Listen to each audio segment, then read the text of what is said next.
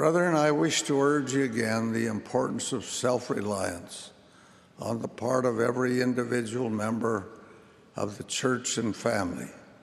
None of us knows when a catastrophe might strike.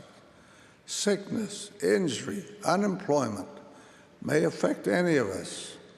We have a great welfare program with facilities for such things as grain storage in various areas. It is important that we do this.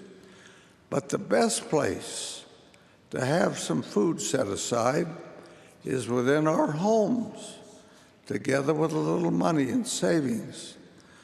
The best welfare program is our own welfare program. 5 or 6 cans of wheat in the home are better than a bushel in the welfare granary. I do not predict any impending disaster. I hope that there will not be one. But prudence should govern our lives. Everyone who owns a home recognizes the need for fire insurance. We hope and pray that there will never be a fire. Nevertheless, we pay for insurance to cover such a catastrophe should it occur. We ought to do the same with reference to family welfare. We can begin ever so modestly. We can begin with a 1 week's food supply, and gradually build it to a month, and then to 3 months. I'm speaking now of food to cover basic needs.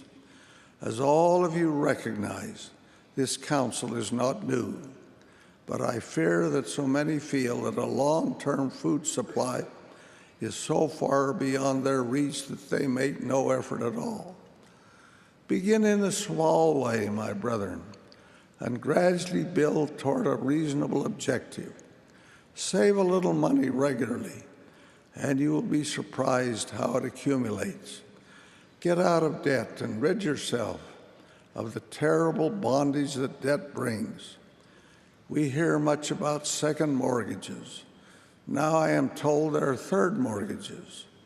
Discipline yourselves in matters of spending, in matters of borrowing, in practices that lead to bankruptcy and the agony that comes therewith. In December 2004, a powerful earthquake struck off the coast of Indonesia, creating a deadly tsunami that killed more than 200,000 people. It was a terrible tragedy. In one day, millions of lives were forever changed. But there was one group of people who, although their village was destroyed, did not suffer a single casualty. The reason? They knew a tsunami was coming. These people live in the villages on the islands off the coast of Thailand and Burma. A society of fishermen, their lives depend on the sea.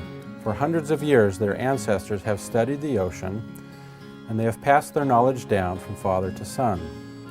One thing in particular they were careful to teach was what to do when the ocean receded. According to their traditions, when that happened, a giant wave would arrive soon after. When the elders of the village saw the dreaded signs of the tsunami, they shouted to everyone to run to high ground.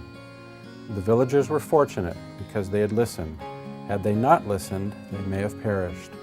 In Southern California, we face the possibility of several types of disasters.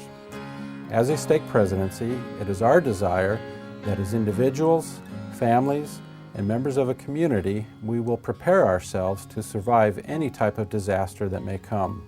We believe that by following the basic principles of preparedness, we will be ready.